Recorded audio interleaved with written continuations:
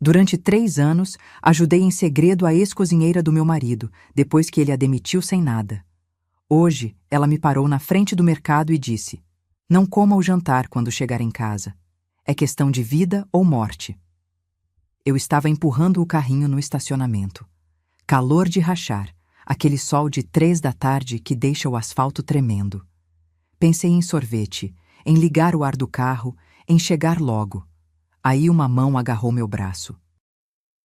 Virei assustada e levei um susto maior ainda. Era Zuleide, Dona Zuleide, que trabalhou na minha casa por 8 anos, que fazia o arroz soltinho que meu marido elogiava, que sabia que eu tomava antidepressivo escondido, que foi mandada embora de um dia para o outro, acusada de roubar uma garrafa de azeite. Eu quase não reconheci. Ela estava magra, olheiras fundas, cabelo preso num coque frouxo, jaleco branco de cozinha industrial manchado de gordura. Na mão, um saco de pão amanhecido do tipo que vendem por R$1 no fim do dia. 3 anos sem ver essa mulher. E ali estava ela, me segurando com força no meio do estacionamento do Extra. "Dona Renata?" Ela disse baixinho, quase sem mexer os lábios. "Não coma o jantar quando chegar em casa." Meu coração disparou. Zuleide, o que? É questão de vida ou morte. Ela enfiou alguma coisa no bolso do meu casaco. Rápido. Olhou para os lados como se alguém pudesse estar vigiando. E saiu andando entre os carros, sem olhar para trás. Em 10 segundos, sumiu. Fiquei parada ali, o carrinho encostado na coxa, o sol queimando minha nuca. Coloquei a mão no bolso. Tinha um potinho de plástico transparente, desses de farmácia de manipulação. Dentro, um pó amarelo esverdeado, fino, que eu nunca tinha visto na vida. E um bilhete dobrado em 4. Abri com a mão tremendo. Letra de Zuleide. Eu reconhecia, ela deixava bilhetes na geladeira quando ia embora mais cedo. "Compare com o tempero do armário de cima. Você tem 72 horas. Armário de cima. Aquele armário da cozinha que meu marido disse ser só para os temperos importados dele. O cantinho sagrado do Heitor. "Não mexe aí, amor. São especiarias caras. Eu cuido." E eu nunca mexi. Em 12 anos de casamento, nunca mexi. Fiquei olhando pro potinho. Pro pó esquisito lá dentro. Pra letra de Zuleide no papel amassado. 72 horas. 3 dias. 3 dias pra quê? Se você está gostando dessa história, já se inscreve no canal e ativa o sininho. Eu preciso te contar o que eu descobri quando abri aquele armário. Entrei no carro, tranquei as portas, fiquei um tempão ali, com o ar-condicionado na cara, tentando entender. Por que Zuleide sabia o que tinha no armário do meu marido? Por que ela sumiu daquele jeito? E por quê? Por quê? Ela falou em vida ou morte. Liguei o carro. Voltei para casa devagar, pensando em cada detalhe. Zuleide não era louca. Nunca foi. Era a pessoa mais pé no chão que eu conheci. Se ela disse aquilo, tinha motivo. E eu ia descobrir qual. Quando cheguei em casa, Heitor ainda não tinha voltado do trabalho. A cozinha estava vazia, silenciosa. Olhei para o armário de cima e entendi que aquele era o momento de abrir uma porta que eu evitei a vida inteira. Mas antes de te contar o que encontrei, preciso te explicar como tudo começou. 3 anos atrás, uma quinta-feira de março. Eu estava casada com o Heitor há 9 anos naquela época. Hoje são 12. Ele é dono de uma corretora de seguros em Campinas, daquelas de porte médio, uns 15 funcionários, escritório no centro. Conheci ele numa festa de aniversário da minha prima. Ele era amigo do marido dela. 42 anos, divorciado, educado, cabelo grisalho que dava charme. Viúvo, na verdade. Não divorciado. A primeira esposa dele, Cláudia, morreu de uma doença autoimune rara. Ele contava isso com os olhos marejados. Foi muito rápido, Renata. Quando os médicos descobriram, já não tinha o que fazer. Eu senti pena. Admirei a forma como ele falava dela com respeito. Casei achando que tinha encontrado um homem bom. Zuleide já trabalhava na casa antes de mim. Era herança do casamento anterior. a cozinheira de confiança. No começo estranhei, mas logo entendi por quê. Zuleide era ouro. Organizava a despensa, sabia o ponto exato do feijão, lembrava das contas, deixava tudo no lugar. E mais que isso, ela me ouvia. Heitor nunca quis filhos. Já passei da idade para isso, dizia. Eu tinha 31 quando casei. Hoje tenho 43 e um útero vazio que às vezes dói de um jeito que não é físico. Zuleide percebia. Trazia chá de camomila sem eu pedir. Sentava do meu lado quando Heitor viajava. A senhora não está sozinha, dona Renata. Ela era a única que sabia dos meus antidepressivos. Eu escondia de Heitor porque ele achava frescura. Isso é coisa de gente fraca. Ele falou uma vez sobre uma colega de trabalho dele que teve burnout. Então, engolia o comprimido escondido, todo dia de manhã, enquanto Zuleide fingia não ver. Até aquela quinta-feira de março. Heitor chegou do trabalho mais cedo. Eu estava na sala vendo televisão. Ouvi a voz dele na cozinha, alterada. Cadê a garrafa de azeite? Fui ver o que estava acontecendo. Zuleide estava parada perto do fogão, pano de prato na mão, sem expressão. Heitor segurava uma garrafa vazia, rótulo em italiano, vidro verde escuro. Essa garrafa custou R$ 900, 900, e sumiu. Olhei para Zuleide esperando que ela se defendesse, explicasse, falasse qualquer coisa. Ela ficou em silêncio. Só me olhou. Um olhar estranho, que na época eu não entendi. Hoje entendo. Era pena. Pena de mim. Tá demitida, Heitor disse. Amanhã você pega suas coisas e vai embora. Sem rescisão. Se reclamar, processo por furto. Zuleide tirou o avental devagar, dobrou, deixou em cima da bancada e foi embora sem dizer uma palavra. Naquela noite, eu não consegui dormir. Alguma coisa não encaixava. Zuleide nunca roubou nada. Em 8 anos, nunca sumiu nem um pacote de açúcar daquela despensa. Mas eu não falei nada pro Heitor. Eu nunca falava nada pro Heitor. Na semana seguinte, comecei a depositar R$ 800 por mês na conta dela. Pix, escondido, do dinheiro que ele me dava de mesada. Durante 3 anos, fiz isso sem ele saber. E agora Zuleide tinha voltado para me avisar de alguma coisa. Alguma coisa sobre o armário de cima. E sobre o azeite que nunca foi roubado. Voltei para a cozinha. O potinho de Zuleide pesava no meu bolso como se fosse de chumbo. O armário de cima ficava do lado direito da geladeira. Porta de madeira clara, puxador de inox. Eu passava por ele todo dia. Limpava por fora com pano úmido. Nunca abri. São minhas especiarias, amor. Importadas. Deixa que eu cuido. Heitor tinha esse hobby desde que Zuleide foi embora. Começou a preparar molhos especiais, temperos diferentes, coisas que ele dizia ter aprendido num curso de gastronomia online. Eu achava bonito. Marido que cozinha, marido que se dedica. Puxei uma cadeira, subi. Minha mão tremeu no puxador. Abri. 7 potinhos de plástico, idênticos ao que Zuleide me deu. Todos transparentes, todos com pó dentro. Amarelo, esverdeado, bege, cinza claro. Nenhum tinha rótulo, nenhum tinha nome, nenhum tinha nada escrito. Peguei um, cheirei de leve. Não tinha cheiro, nada. Como se fosse talco velho. No fundo do armário, encostada na parede, tinha uma caderneta preta, pequena, do tamanho de um passaporte, capa de couro falso, elástico prendendo. Desci da cadeira com ela na mão. Sentei na mesa da cozinha. Abri na primeira página. Números, datas, letras. 1403, 12 mg, RM.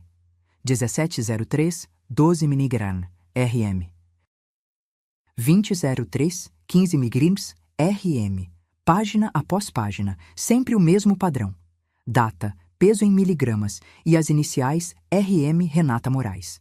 Eu sou Renata Moraes. Fui passando as páginas. As datas iam ficando mais recentes. A última anotação era de 2 dias atrás. 1001, 18 mg, RM. Fase 3.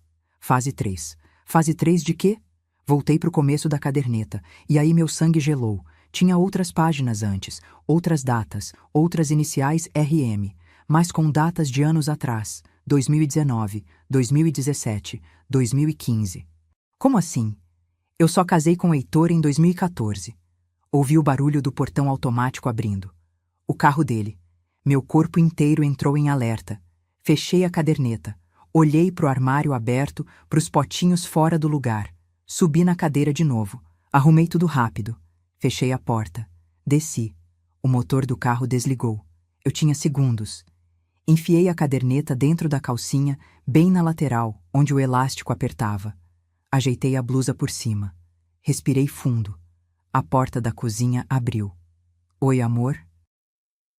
Heitor entrou com a pasta de couro, afrouxando a gravata. Tudo bem? Você tá pálida. Sorri. O sorriso mais falso que já dei na vida. Tô ótima, só calor. Fui no mercado, o estacionamento tava um inferno. Ele beijou minha testa. Passou por mim. Abriu a geladeira. Pegou uma cerveja. Vou fazer aquele risoto de fungo pro jantar. Você gosta, né? Adoro, eu disse. Ele sorriu. Aquele sorriso que eu achava carinhoso, que agora parecia outra coisa. Fui pro banheiro. Tranquei a porta. Sentei no vaso fechado e tirei a caderneta. Folheei de novo, devagar. E contei. 6 blocos de datas diferentes. 6 sequências de RM. 6 vezes alguém anotou miligramas e fases. Eu era a 7ª. A pergunta que martelava na minha cabeça não me deixou dormir naquela noite. Quantas mulheres, com as iniciais RM, passaram pela vida do meu marido antes de mim? Heitor começou a cozinhar às 7 da noite. Eu fiquei na sala, fingindo ver novela. Mas meus olhos não saíam da porta da cozinha. Cada barulho de panela, cada estalo de óleo, cada gaveta abrindo me deixava mais tensa. O cheiro foi chegando aos poucos. Fungo, manteiga, cebola dourada, cheiro bom. Cheiro que antes me dava fome e agora me dava náusea. Tá quase pronto, amor. Fui para a cozinha quando ele chamou. A mesa estava posta. 2 taças de vinho, guardanapo de pano, o risoto fumegando na travessa. E uma panela pequena no fogão. Separada. Com tampa. Eu nunca tinha reparado naquela panela. Senta, senta. Ele puxou a cadeira para mim. Cavalheiro. Caprichei hoje. Serviu meu prato primeiro. Bastante. Depois serviu o dele, da panela pequena. Porção menor, cor levemente diferente. Menos molho. Sentou na minha frente. Levantou a taça. A nossa saúde. Brindamos. Eu mal molhei os lábios no vinho. Experimenta. Coloquei uma garfada na boca. Mastiguei devagar. Engoli. Sorri. Tá delicioso, amor. Ele me olhou de um jeito que eu nunca tinha percebido antes. Não era carinho. Era verificação. Como quem confere se a encomenda chegou no destino certo. Que bom que você gostou. A partir dali, virei atriz.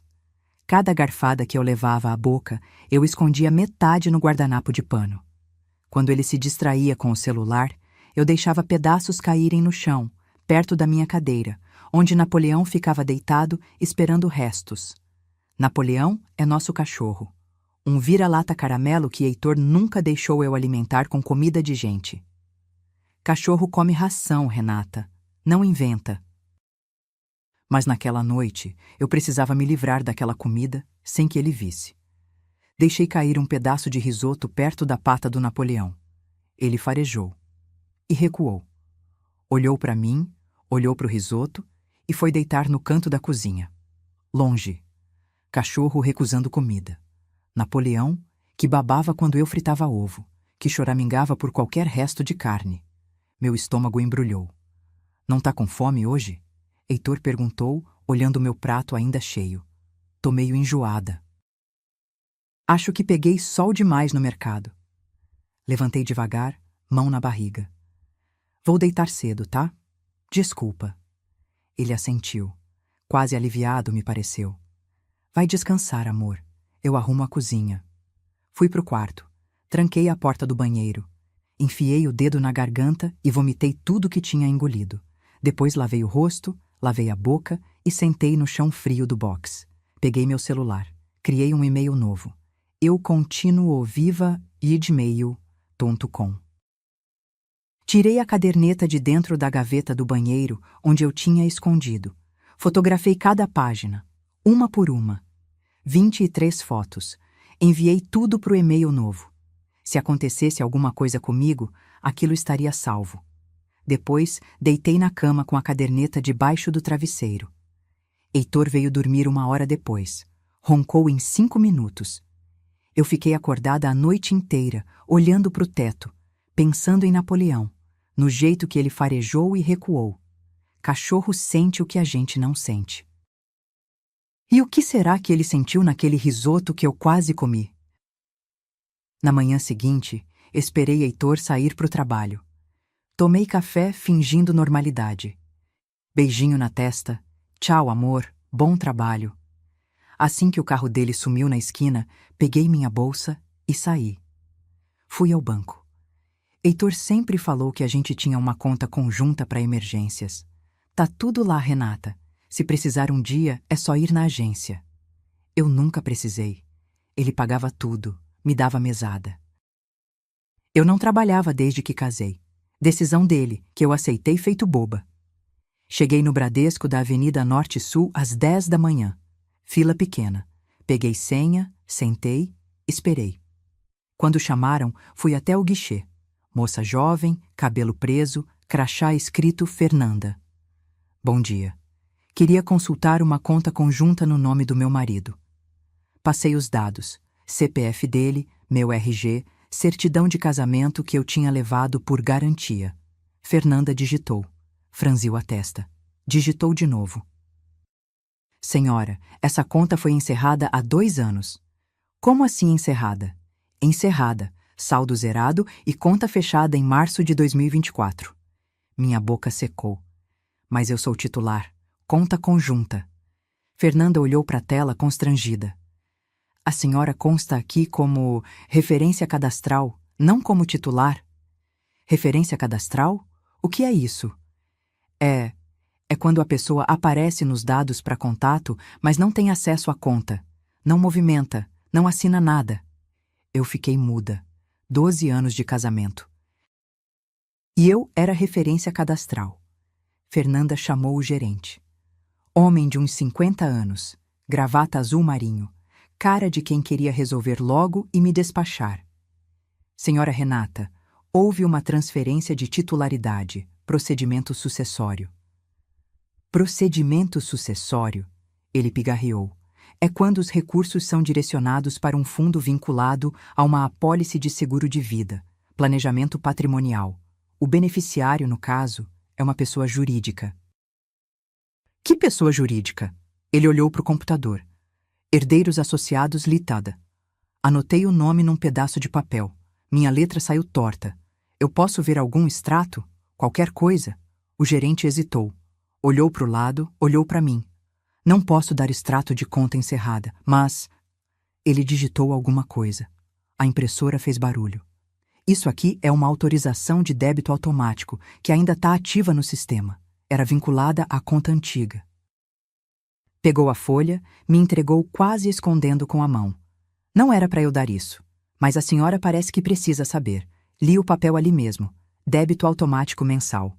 Valor, R$ 2.400. Favorecido. Consultoria Nutricional Vida Plena. Endereço, Rua das Acácias, 74, Sorocaba, SP. Sem CNPJ visível. Só o nome e o endereço. Consultoria Nutricional. Eu nunca fui em nutricionista nenhuma. Heitor também não. Ele tinha orgulho de dizer que nunca pisou em médico. Dobrei o papel, guardei na bolsa. Agradeci o gerente com a voz falhando. Saí do banco com as pernas bambas. Procedimento sucessório. Planejamento patrimonial. Apólice de seguro de vida. Tudo isso enquanto eu ainda estava viva. Enquanto eu ainda comia o risoto que ele preparava toda semana. O endereço em Sorocaba ficou martelando na minha cabeça o caminho inteiro de volta para casa. Consultoria nutricional que cobra R$ 2.400 por mês. Empresa chamada Herdeiros Associados. Que tipo de herança se planeja quando a pessoa ainda respira? Achei Zuleide pelo endereço do Pix. Durante 3 anos, eu depositava R$ 800 todo mês numa conta do Nubank. O nome que aparecia era Zuleide Aparecida dos Santos. Nunca troquei mensagem com ela. Nunca perguntei se estava bem. Só mandava o dinheiro e pronto. Minha forma covarde de pedir desculpas por não ter defendido ela naquele dia. Agora eu precisava mais do que pedir desculpas. O endereço era no Jardim São Jorge, bairro que eu nunca tinha pisado. Ruas de terra batida, casas de bloco aparente, cachorro latindo em cada esquina. A padaria ficava numa travessa, entre uma oficina mecânica e uma igreja evangélica. Padaria Estrela da Manhã. Letreiro torto, tinta descascando. Entrei, cheiro de pão quente, balcão de vidro com sonhos e enroladinhos de salsicha. Uma mulher gorda atendendo na frente. Tô procurando a Zuleide. A mulher me olhou de cima a baixo. Minha roupa, minha bolsa, meu jeito de não pertencer ali. Ela tá nos fundos. Você é a patroa antiga? Não respondi. A mulher apontou uma porta atrás do balcão. Fui. Zuleide estava amassando pão numa mesa de madeira cheia de farinha. Quando me viu, parou. Limpou as mãos no avental devagar. Achei que a senhora não ia vir.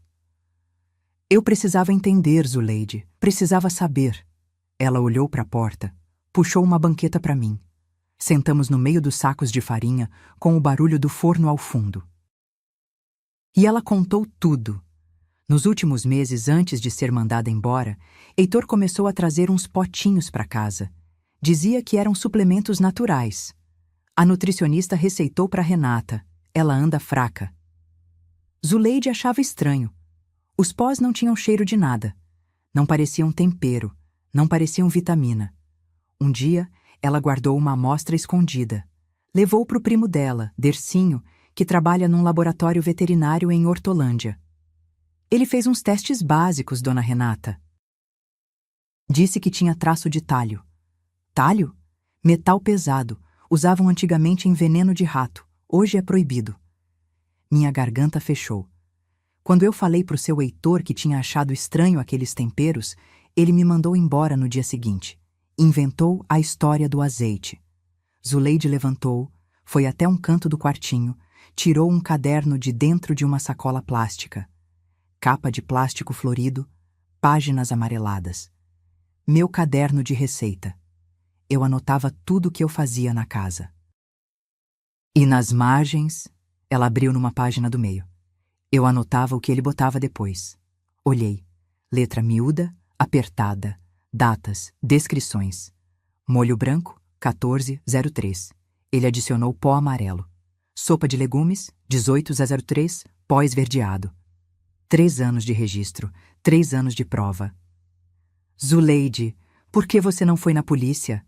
Ela riu. Riso triste, sem alegria. Polícia, dona Renata. Eu sou empregada doméstica, preta, morando no fundo de padaria. E ele é empresário. Quem ia acreditar em mim? Fiquei em silêncio. Porque ela tinha razão. Antes de eu ir embora, Zuleide disse mais uma coisa. Uma vez eu vi um envelope que chegou para ele. Tinha um endereço de Sorocaba e estava escrito convocação trimestral do lado de fora. Convocação trimestral. O mesmo endereço do débito automático. O que será que acontecia em Sorocaba a cada 3 meses? Bloco 7. A lista dos que já foram. Esperei 3 dias. 3 dias fingindo normalidade. Comendo escondido antes de Heitor chegar. Jogando fora o jantar que ele preparava, dormindo do lado de um homem que eu agora olhava diferente. Na quinta-feira, ele teve reunião com clientes em São Paulo. Saiu às 7 da manhã. Disse que só voltava à noite. Era minha chance. O escritório dele ficava no 2º andar da casa. Porta sempre trancada. Documentos importantes, amor, coisas da corretora. Eu nunca questionei. Esposa boa não questiona. A fechadura era simples, dessas de chave comum. Eu tinha visto um vídeo no YouTube na noite anterior, como abrir fechadura com grampo de cabelo. Tentei umas 5 vezes. Na sexta, o trinco cedeu. A porta abriu. O escritório era menor do que eu imaginava. Mesa de madeira escura, computador, estante com pastas. Cheiro de papel velho e ambição. Comecei pelas gavetas. A primeira tinha canetas, grampeador, coisas de escritório. A segunda, contas pagas, boletos. A terceira estava trancada. Mais grampo, mais tentativa, mais suor nas mãos. Abriu.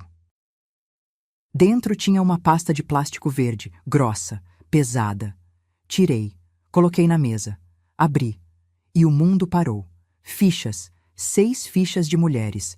Cada ficha tinha foto 3x4 no canto superior.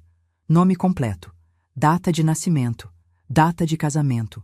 E em vermelho, tinta vermelha, caneta de ponta grossa, data de óbito. Rosana Mendes, nascimento 12/05/1978. Casamento 03/09/2010. Óbito 14/02/2012. Causa, falência renal. Rita Monteiro. Nascimento 28/11/1982. Casamento 17/06/2013. Óbito 08/08/2014. Causa, degeneração hepática. Raquel Matos. Nascimento 03/07/1975. Casamento 22/01/2015. Óbito 30/11/2016. Causa, arritmia cardíaca. Fui passando as fichas, uma por uma. 6 mulheres, 6 mortes, todas entre 34 e 52 anos. Todas de causas naturais. Na quinta ficha parei. O rosto. Eu conhecia aquele rosto. Cláudia Machado. A primeira esposa de Heitor. A que morreu de doença autoimune rara, antes de eu conhecer ele. Na ficha dela tinha uma anotação manuscrita, letra de Heitor. Protocolo concluído, 14 meses, liquidação em 23/08/2016.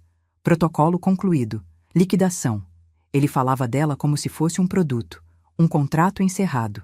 Minhas mãos tremiam tanto que quase derrubei a pasta. Mas tinha mais uma ficha no final. Minha ficha. Minha foto 3x4, aquela que eu tirei para renovar o RG ano passado. Meu nome, minha data de nascimento, minha data de casamento. A data de óbito estava em branco. Mas embaixo tinha uma anotação em vermelho. Fase 3. Previsão. 45-60 dias. 45 a 60 dias. Menos de 2 meses. Era quanto tempo eu tinha de vida. No canto inferior da minha ficha, um carimbo redondo. 2 letras entrelaçadas. HA, Herdeiros Associados. Guardei tudo no lugar. Tranquei a gaveta. Saí do escritório. Fechei a porta. Fui pro banheiro e vomitei até sair bile. Depois sentei no chão gelado e chorei. Chorei de medo, de raiva, de nojo. Chorei por Cláudia, por Rosana, por Rita, por todas elas. E chorei por mim, porque eu era a próxima da lista. Mas também jurei uma coisa naquele chão de banheiro. Eu não ia ser mais uma ficha com data de óbito em vermelho. Quantos homens como o Heitor existiam por trás daquele carimbo? Zuleide me deu o endereço de Dercinho no dia seguinte. Laboratório veterinário em Hortolândia, do lado de uma clínica de castração popular.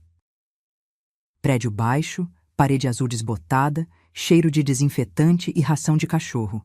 Entrei perguntando por ele. A moça da recepção apontou para o fundo. Dercinho era magro, uns 40 anos, jaleco manchado de coisa que eu preferi não saber. Quando eu disse que era a patroa da Zuleide, ex-patroa, ele travou. A senhora não devia ter vindo aqui. Eu preciso da sua ajuda. Ele olhou para os lados. Puxou meu braço, me levou para um quartinho dos fundos cheio de gaiolas vazias e sacos de ração empilhados. Fala baixo, já tive problema por causa disso. Que tipo de problema? Uns caras vieram aqui, uns 3 anos atrás, logo depois que eu fiz a análise para Zuleide. Perguntaram o que eu tinha descoberto, quem tinha me procurado. Gente séria, terno, carro preto. Falaram que se eu abrisse a boca de novo, ia perder mais que o emprego. Meu estômago afundou. E você ficou quieto? Tenho 2 filhas, senhora. Fiquei quieto. Tirei da bolsa o potinho que Zuleide me deu e mais 3 que eu tinha pegado do armário de Heitor. Eu preciso saber o que tem aqui dentro. Dercinho olhou para os potinhos. Reconheceu na hora. É a mesma coisa. Igualzinho. Você consegue testar de novo? Para eu ter certeza? Ele suspirou. Pegou os potinhos, guardou no bolso do jaleco. Volte em 48 horas, mas se alguém perguntar, a senhora nunca esteve aqui. Ia agradecer e ir embora, mas Dercinho segurou meu braço. Espera, tem uma coisa que eu nunca contei para Zuleide. O quê? Esse tipo de amostra eu já vi antes. Não foi só a sua. Uns 5 anos atrás, uma moça de Sorocaba me trouxe um potinho igual. Mesma cor, mesma textura. Disse que o marido estava colocando na comida dela. E o que aconteceu com ela? Dercinho desviou o olhar. Morreu 3 meses depois. Disseram que foi lupus. Senti o chão sumir. Você sabe o nome dela? Ele foi até um armário velho, abriu uma gaveta cheia de tranqueira. Tirou um celular antigo, daqueles de tecla. Eu guardei esse aparelho porque tinha umas coisas importantes, contatos de fornecedor, esse tipo de coisa. Ficou apertando botões, procurando. Aqui, o contato dela. Me mostrou a tela rachada. Regina Machado, R.M. As mesmas iniciais que estavam na caderneta de Heitor. As mesmas iniciais de todas as fichas. Dercinho, você lembra de mais alguma coisa sobre ela? Qualquer detalhe? Ele coçou a cabeça. Ela disse que o marido era de Campinas, trabalhava com seguros e que tinha uma empresa que organizava tudo, tipo um clube. Clube. Herdeiros Associados não era só uma empresa, era uma organização. Voltei para casa em silêncio.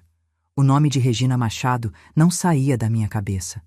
O sistema escolhia mulheres pelas iniciais, RM todas. Um código. Uma forma de organizar as vítimas como se fossem produtos numa prateleira. Mas por que as mesmas iniciais? E quantas Regina, Renata, Rosana ainda estavam sendo envenenadas nesse momento, achando que o marido só queria cuidar da saúde delas? A correspondência chegou numa terça-feira. Heitor tinha o hábito de pegar as cartas antes de mim. Levantava cedo, ia até a caixa de correio, separava tudo. Eu só via as contas que ele deixava na mesa da cozinha. Luz, água, condomínio. O resto sumia no escritório dele. Mas naquela terça eu acordei mais cedo. Insônia. Fiquei ouvindo os passarinhos até clarear. Quando o barulho do porteiro deixando as cartas chegou, eu já estava de pé. Desci antes dele. 3 envelopes. Conta de telefone, propaganda de plano de saúde e um envelope branco, sem remetente. No canto superior esquerdo, um logo discreto em relevo. 2 letras entrelaçadas. H.A. Meu coração disparou. Escondi o envelope na cintura da calça, debaixo da blusa. Deixei os outros 2 na mesa. Voltei para o quarto fingindo que ia tomar banho. No banheiro, abri. Dentro tinha um cartão convite. Papel grosso, bordas douradas, parecia convite de casamento chique. Prezado associado, sua presença é solicitada na reunião trimestral. Data: 18 de janeiro. Horário: 15 horas. Local: Chácara Recanto Verde, Estrada do Lambari, quilômetros 12, Sorocaba. SP: Traje passeio. Confirme até 48 horas antes. Reunião trimestral. A convocação que Zuleide viu no envelope anos atrás. 18 de janeiro era dali a 3 dias. Fotografei o convite. Guardei junto com as outras provas no e-mail que eu tinha criado. Depois coloquei o envelope de volta na pilha, embaixo das outras cartas, como se tivesse acabado de chegar. Heitor pegou na hora do café. Vi ele abrindo. Vi ele guardando no bolso do paletó. Não disse nada. No dia 18, ele inventou uma reunião com clientes em Jundiaí. Volto só de noite, amor. Não me espera para jantar. Beijinho na testa. Tchau. Carro saindo. Esperei 15 minutos. Liguei para Zuleide. Preciso de ajuda. Consegue um carro que não seja rastreado? Ela não perguntou por quê. Só disse: meu sobrinho trabalha com Uber. Pego o carro dele emprestado. Te busco em 1 hora. Zuleide chegou num Gol prata, amassado na lateral, cheiro de aromatizante de pinheiro. Fomos para Sorocaba pela Raposo Tavares. 1h40 de estrada. Ela dirigindo, Eu com o coração na boca. Achamos a estrada do Lambari pelo GPS. Quilômetro 12. Entrada de terra batida. Placa de madeira. Chácara Recanto Verde. Propriedade particular. Estacionamos a 500 metros, escondidas num laranjal abandonado. Dercinho tinha me emprestado um binóculo, daqueles de observar pássaro. Eu fiquei agachada atrás de uma árvore, olhando. Durante 2 horas chegaram 7 carros, todos bons. SUVs, sedãs importados. Homens de meia-idade desciam, bem vestidos. Cumprimentavam-se na varanda da casa principal como velhos amigos. Fotografei todas as placas. O 6º carro me fez engasgar. SUV preto, placa de Campinas, adesivo no vidro traseiro. Família é patrimônio. Eu conhecia aquele carro, conhecia aquele adesivo. Era o carro de Osvaldo, sócio de Heitor na corretora, amigo de churrasco, o cara que foi padrinho no nosso casamento. Heitor chegou por último. Desceu, apertou a mão de Osvaldo, entraram juntos. Fiquei ali até escurecer. Fotografei tudo. Cada rosto que apareceu na janela. Cada carro que saiu. Voltamos para Campinas em silêncio. Osvaldo, o homem que me deu aliança no altar. Se ele estava naquela reunião, quantas esposas de associados estavam jantando veneno naquele momento, achando que eram amadas? Na noite seguinte, não consegui dormir. Fiquei sentada na cama com o celular, olhando as fotos que eu tinha tirado das fichas. 6 mulheres, 6 mortes, 6 vezes as mesmas iniciais. Rosana Mendes, Rita Monteiro, Raquel Matos, Roberta Miranda, Regina Machado, Cláudia, não. Cláudia Machado, CM. Espera. Voltei na foto. Olhei de novo. Cláudia Machado. A primeira esposa de Heitor. A ficha dela era diferente das outras, mas na caderneta preta, todas as entradas eram RM. Peguei a caderneta debaixo do colchão, folheei, conferi. As anotações mais antigas, 2015 e 2016, eram de RM, não de CM. Então quem era a RM de 2015? Voltei nas fotos das fichas, contei de novo. Regina Machado, a moça de Sorocaba que procurou Dercinho. Ela morreu em 2016. As datas batiam. Mas Cláudia morreu antes, em 2014, segundo Heitor. Fui pesquisar no Google. Cláudia Machado, óbito Campinas, 2014. Nada, tentei de novo. Cláudia Machado, falecimento, doença autoimune. Nada. Mudei a busca. Cláudia Machado, Heitor, Venâncio, casamento. E achei. Uma nota social de 2008. Foto do casamento. Heitor mais novo, sorrindo. E do lado dele, uma mulher de véu. O nome embaixo da foto, Cláudia Regina Machado. Regina. O nome do meio dela era Regina. CRM. Nos documentos oficiais, ela era Cláudia. Mas para o sistema interno, para os registros da caderneta, ela era RM. Todas eram RM. Isso era o padrão, o código, a forma de organizar as vítimas sem confusão. Mas eu me chamo Renata Moreira. Moreira com I. RM. Ou me chamava. Fui até a gaveta onde eu guardava nossos documentos de casamento. Certidão amarelada, papel antigo. Nunca tinha olhado direito depois da cerimônia. Li meu nome completo. Renata Moraes de Souza. Moraes, com A. Mas meu nome de solteira era Moreira, com I. Sempre foi. Alguém tinha adulterado meu nome na certidão. Puxei minha identidade. Renata Moreira de Souza, com I. Comparei os 2 documentos. A certidão estava errada. Ou melhor, a certidão tinha sido falsificada. Heitor me transformou em RM. Ele me escolheu. Viu meu nome, viu que não encaixava perfeitamente no código e consertou. Mudou uma letra. Fabricou uma vítima sob medida para o sistema dele. Eu não fui um acaso. Fui uma peça de quebra-cabeça que ele forçou a encaixar. Sentei na beira da cama. A certidão tremia na minha mão. 12 anos de casamento. 12 anos achando que ele tinha me escolhido por amor. 12 anos dormindo do lado de um homem que me via como produto. Pensei nas outras. Rosana, Rita, Raquel, Roberta, Regina. Será que elas também foram fabricadas? Será que os maridos delas também adulteraram documentos, mudaram letras, encaixaram peças? E se o sistema descobrisse que minha certidão era falsa? Que meu nome verdadeiro era Moreira, não Moraes? A adulteração de documento é crime. Crime com papel, com cartório, com data. Prova física. O erro dele. O erro que eu podia provar. Fotografei a certidão do lado da minha identidade. Mandei pro e-mail.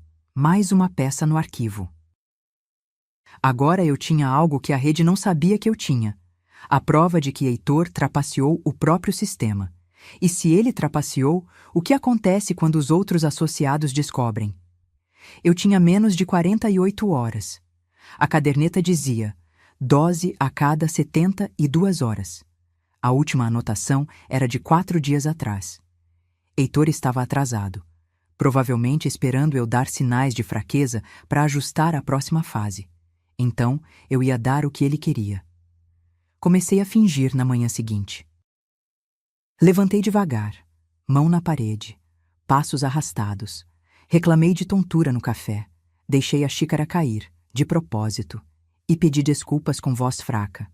Ai, amor, não sei o que está acontecendo comigo. Heitor me olhou por cima do jornal. Vi o brilho nos olhos dele. Satisfação disfarçada de preocupação. Você anda trabalhando demais, Renata. Descansa hoje. Fica em casa. Fiquei. Passei o dia ensaiando. Treinei o tremor nas mãos. Pratiquei a voz arrastada. Pesquisei no celular os sintomas de envenenamento por talho. Fraqueza muscular, confusão mental, náusea. Decorei cada um. Às 6 da tarde, Heitor chegou com sacolas de supermercado. Vou fazer uma sopa leve para você, para recuperar as forças. Sopa, claro, mais uma dose. Enquanto ele cozinhava, eu fui pro quarto. Peguei meu gravador de voz. Um aparelhinho pequeno que eu tinha comprado no camelô da rua 13 de maio. R$ 20, pilha inclusa. Testei. Funcionava. Escondi no sutiã, entre os seios. O volume da blusa larga disfarçava. Desci pro jantar. Heitor serviu a sopa com carinho teatral. Colher na minha frente, guardanapo no colo, copo de água. Eu tomei 3 colheradas, devagar, fazendo careta de esforço. Amor, eu disse, com a voz mais fraca que consegui. Preciso te contar uma coisa. Ele parou, colher no ar. O que foi? Eu encontrei uns papéis seus, no escritório. O rosto dele mudou, só por um segundo, mas eu vi, medo. Que papéis? Uma certidão, com meu nome errado. Tirei a cópia do bolso do roupão. Coloquei na mesa. Moraes com A. Meu nome é Moreira com I. Sempre foi. Heitor não tocou no papel. Ficou olhando. E também achei uma pasta verde, com fotos de mulheres. Ele empalideceu. Renata, você não devia ter mexido. Eu escondi tudo, Heitor, num lugar que você não vai achar.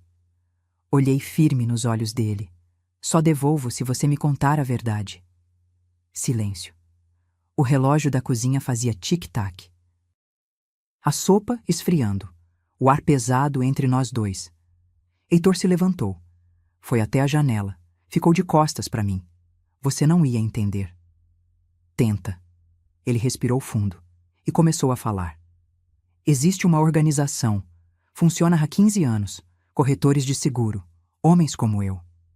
Não me movi. Deixei ele continuar. A gente seleciona. Mulheres com perfil específico. Faz seguro de vida no nome delas. Administra um protocolo. E quando o protocolo termina, vocês ficam com o dinheiro. Ele virou. Me olhou com algo que parecia alívio, como se fosse bom finalmente contar. 60% para o viúvo, 40% para a organização. É gestão patrimonial, Renata, não é pessoal. Gestão patrimonial. Ele falava de assassinato como se fosse planilha de Excel. E a Cláudia, sua primeira esposa? Heitor deu de ombros. Foi a mais rápida, 8 meses. Senti o gravador esquentar contra minha pele. Eu tinha tudo, mas ele ainda não tinha terminado de falar, e o que veio depois mudou todo o meu plano. Heitor sentou de novo, Pegou o copo de água, bebeu devagar. Parecia aliviado por estar falando, como se carregar aquilo sozinho pesasse demais. A organização se chama Herdeiros Associados.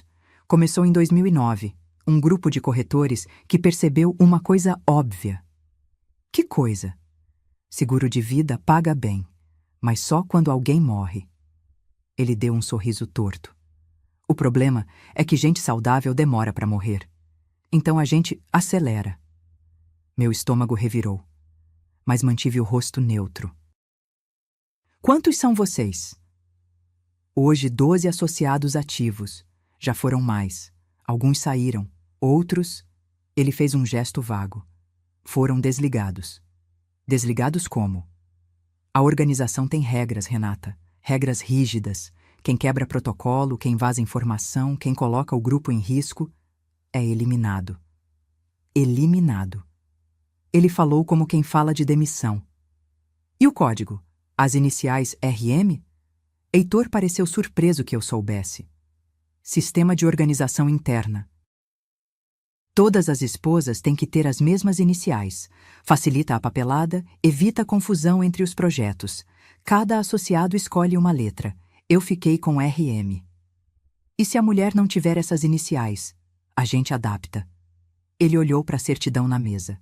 Muda documento, ajusta registro. Cartório não confere. Ninguém confere. Pensei na minha certidão. Moreira virou Moraes. Uma letra. Uma vida. E o protocolo? Como funciona? Heitor cruzou os braços. Professor explicando matéria. 5 fases. A primeira é adaptação. Doses baixas, corpo se acostumando. A segunda é a acumulação. A substância vai se depositando nos órgãos. Terceira fase é sintomática. Começam os sinais. Quarta é deterioração.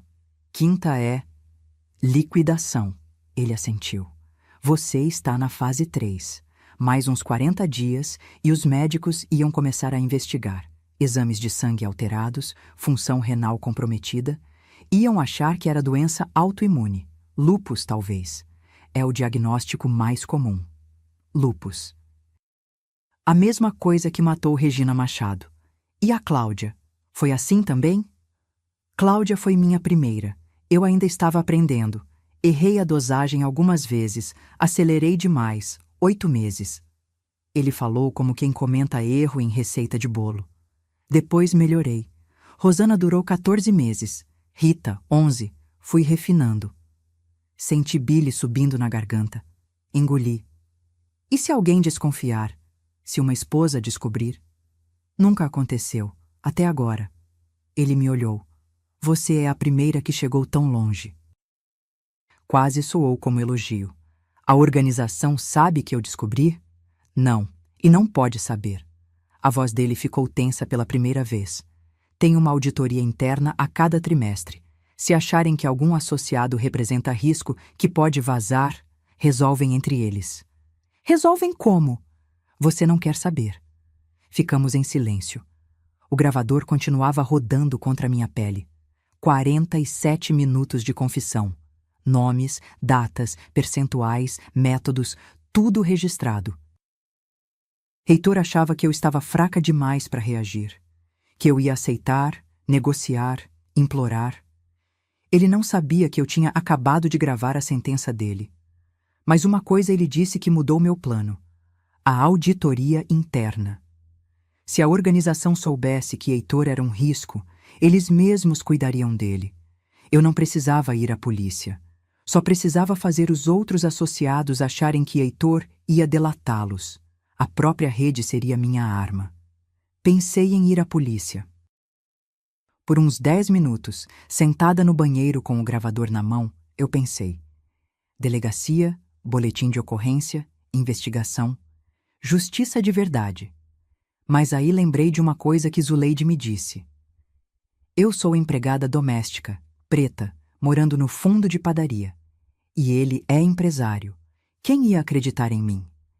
Heitor era empresário, conhecido. Tinha amigos na cidade, sócio influente, clientes importantes. A organização existia há 15 anos. 15 anos sem ninguém descobrir. Será que não tinha nenhum delegado, nenhum escrivão, nenhum juiz no bolso deles?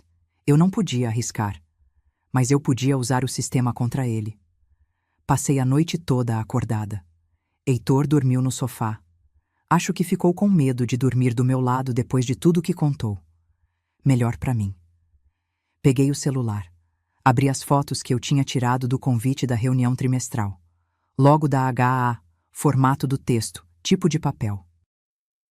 Criei um e-mail novo imitando o endereço oficial. Herdeiros Associados, comunicado Igmail. Com. Depois, peguei as fotos das placas dos carros que eu tinha registrado na chácara. 7 placas, 7 associados. Passei 2 horas pesquisando. Consulta de placa em site de leilão, busca no Google, rede social. Consegui identificar 5 dos 7. Empresários de Campinas, Sorocaba, Jundiaí. Donos de corretora, imobiliária, financeira. Todos casados. Todos com esposas de sorriso triste nas fotos de perfil. Achei o e-mail de 4 deles nos sites das empresas. O 5º era Osvaldo. O e-mail dele eu já sabia de cor. 8 anos recebendo convite de churrasco na casa dele. Montei a mensagem. Prezados associados, comunicado urgente. Heitor Venâncio está coletando provas para negociar delação premiada com o Ministério Público. Gravações de reuniões e documentos internos já foram entregues. Vazamento iminente. Medidas de contenção recomendadas. Segue a amostra do material vazado. Anexei um trecho da gravação. 30 segundos. Editei para parecer que Heitor estava delatando os outros. Cortei minha voz, deixei só a dele. 12 associados ativos, regras rígidas. Quem coloca o grupo em risco é eliminado. Fora de contexto, parecia confissão para a polícia. Mandei às 3 da manhã e esperei. 24 horas depois, Osvaldo apareceu na nossa porta. Eu estava na casa de Zuleide. Dercinho tinha emprestado o carro de novo. Ficamos estacionados na esquina, longe o suficiente para não ser vista, perto o suficiente para ver. Osvaldo desceu do SUV preto batendo a porta. Cara vermelha, passo duro. Nem tocou a campainha. Foi empurrando o portão. Heitor abriu a porta. Vi a expressão dele mudar quando viu o sócio. Não dava para ouvir o que falavam, mas dava para ver. Osvaldo gesticulando, apontando o dedo. Heitor balançando a cabeça, mostrando o celular, abrindo os braços. Negando, jurando, implorando. Osvaldo não acreditou. Vi ele pegar o celular, fazer uma ligação rápida. 2 minutos. Desligou. Olhou para Heitor com nojo. Depois foi embora sem se despedir. Heitor ficou parado na varanda. Sozinho, pequeno. A auditoria interna tinha começado. E agora eu só precisava esperar a rede fazer o trabalho sujo que eu não precisava fazer. O que será que os herdeiros associados fazem com quem ameaça derrubar o sistema? 3 dias de silêncio. Heitor não voltou para casa depois da visita de Osvaldo. Mandou mensagem dizendo que ia resolver uns problemas na corretora. Depois, parou de responder. Eu fiquei na casa de Zuleide, dormindo no quartinho dos fundos da padaria, entre sacos de farinha e o cheiro de pão que crescia de madrugada. Não conseguia comer, não conseguia dormir direito. Ficava olhando o celular, esperando notícia. Na 4ª manhã, chegou. Zuleide me acordou com o celular na mão. Dona Renata, olha isso. Era uma notícia no G1 Campinas. Título em vermelho. Empresário é encontrado em motel de Itapetininga em situação suspeita. Li tremendo. Heitor Venâncio, 54 anos, empresário do ramo de seguros, foi encontrado pela polícia militar num motel de beira de estrada. Estava algemado à cabeceira da cama, consciente, mas em estado de choque. No bolso da calça, um pendrive. No criado mudo, uma carta assinada. A carta dizia que Heitor era o único responsável por um esquema de fraude em seguros de vida. Que tinha agido sozinho. Que os outros nomes mencionados eram vítimas da chantagem dele. Os associados tinham queimado o elo fraco. Entregaram Heitor para se salvar. Plantaram as provas no bolso dele. Deixaram algemado num motel para a polícia achar. O sistema que ele ajudou a criar tinha engolido ele. Mas não parou aí. O pendrive tinha tudo. Fichas das vítimas, fotos, datas, apólices. A polícia abriu investigação, pediu exumação dos corpos. Os laudos começaram a voltar. Traços de metais pesados em 4 das 6 mulheres. Causa da morte reescrita. Homicídio. Uma semana depois, Osvaldo foi preso em casa de manhã, na frente da esposa.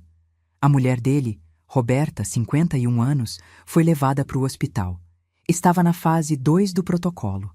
Salvaram ela a tempo. Mas 4 associados caíram nas semanas seguintes. 1 em Sorocaba, 2 em Jundiaí, 1 em Americana. A rede estava desmoronando. Eu esperei a poeira baixar. Quando a investigação já estava sólida, fui até o Ministério Público. Levei o gravador com a confissão completa. Levei a caderneta preta. Levei as fotos das fichas, do convite, das placas. Levei minha certidão de casamento com o nome adulterado do lado da minha identidade original. O promotor me ouviu por 3 horas. A senhora entende que está entregando provas contra o próprio marido? Eu entendo que estou entregando provas contra o homem que ia me matar. Fui ouvida como vítima e testemunha-chave.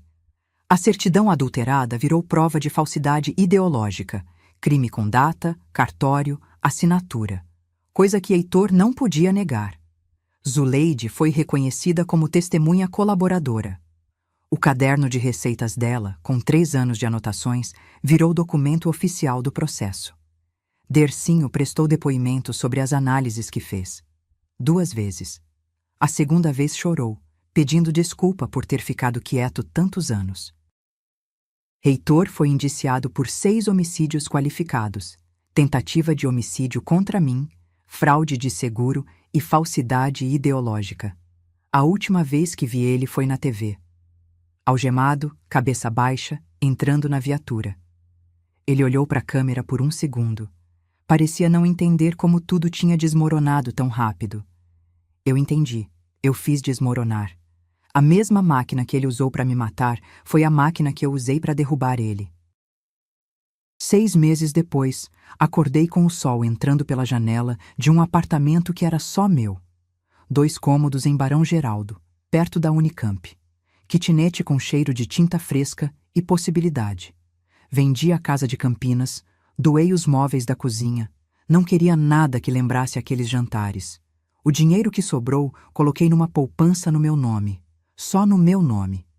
Comecei uma pós-graduação em Direito do Consumidor. Queria entender contratos, letras miúdas. Os lugares onde a violência se esconde em papel timbrado e linguagem bonita. Sou a aluna mais velha da turma. 43 anos entre meninas de 20 e poucos. Elas me chamam de tia. Eu deixo. Zuleide trabalha comigo agora. Não como empregada, como sócia. A gente montou um buffet pequeno que fornece marmita para estudante. Comida simples, barata, bem feita. Arroz soltinho, feijão temperado, carne moída. As coisas que ela sempre soube fazer e que eu estou aprendendo. O nome do buffet foi ideia dela. Tempero Limpo. Eu ri quando ela sugeriu. Ri de verdade pela primeira vez em meses.